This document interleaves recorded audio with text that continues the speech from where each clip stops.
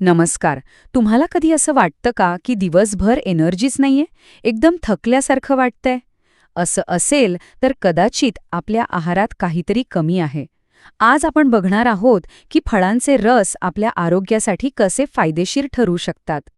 खरं सांगायचं तर आपल्यापैकी किती जण रोज न चुकता ताजी फळं खातात की आपला दिवसही चहा आणि कॉफीवरच सुरू होतो आणि संपतो. जर उत्तर हो असेल तर मग हे विश्लेषण खास आपल्यासाठीच आहे. ह्या समस्येवर ज्यूसिंग हा एक खूप सोपा आणि प्रभावी उपाय असू शकतो. विचार करा, जणू काही आपण सूर्यप्रकाशच एका ग्लासमध्ये पकडला आहे आणि ती सगळी नैसर्गिक ऊर्जा आपल्याला द्रवरूपात मिळतीये.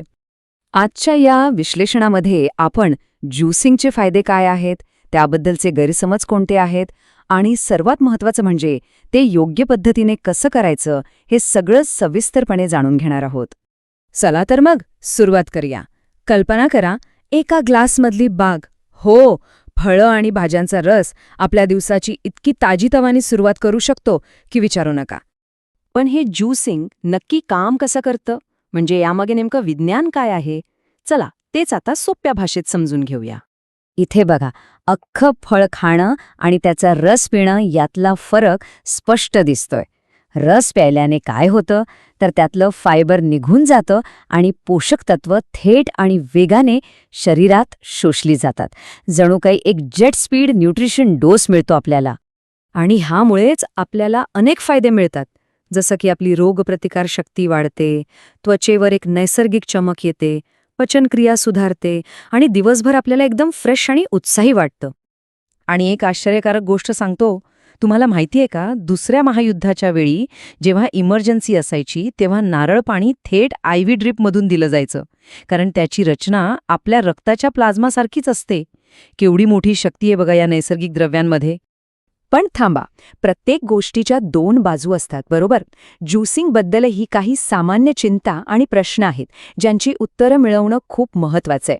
चला आता त्याबद्दल बोलूया. अनेकांच्या मनात हा प्रश्न येतो की फळांच्या रसात तर भरपूर साखर असते, मग तो खरंच आरोग्यासाठी चांगला आहे का? आणि हा प्रश्न अगदी योग्य आहे, कारण होतं काय की एका ग्लास रसासाठी अनेक फळं वापरली जातात. उदाहरणार्थ, एका ग्लास संत्र्याच्या रसामध्ये साधारणपणे 4 ते 5 संत्र्यांइतकी साखर असू शकते. आणि रसात फायबर तर नसतं, त्यामुळे ही सगळी साखर थेट आपल्या रक्तात मिसळते आणि ब्लड शुगर लेव्हल एकदम वाढते.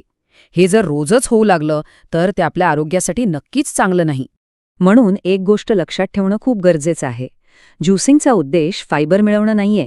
त्याचा खरा उद्देश आहे शरीराला विटॅमिन्स आणि मिनरल्सचे कॉन्सन्ट्रेटेड डोस देणं, तोही अगदी पटकन. फायबरसाठी आपण नेहमी अख्खी फळं आणि भाज्याच खाल्ल्या पाहिजेत. बरं, मग आता हे सगळं ऐकून प्रश्न पडला असेल की ज्यूसिंग करायचं तरी कसं? तर काळजी करू नका. आता आपण पाहूया काही एकदम सोप्या आणि व्यावहारिक टिप्स, ज्यामुळे आपण सुरक्षितपणे ज्यूसिंग करू शकतो. आरोग्यदायी रस बनवण्यासाठी हा एक सोपा फॉर्म्युला आहे. सुरुवात करा काकडी किंवा सेलरीसारख्या पाणीदार भाजीने, मग त्यात पालकसारख्या पालेभाज्या घाला. गोडव्यासाठी अगदी थोडं फळ आणि चवीसाठी थोडं आलं किंवा निंबू, बस. इथे बघा, आपल्या गरजेनुसार आपण रस निवडू शकतो. सकाळी ऊर्जा हवी असेल तर एनर्जायझर प्या. आजारी पडण्यापासून वाचायचं असेल तर प्रोटेक्टर चांगला आहे. आणि शरीर आतून स्वच्छ करायचं असेल तर डिटॉक्सिफायर हा एक उत्तम पर्याय आहे.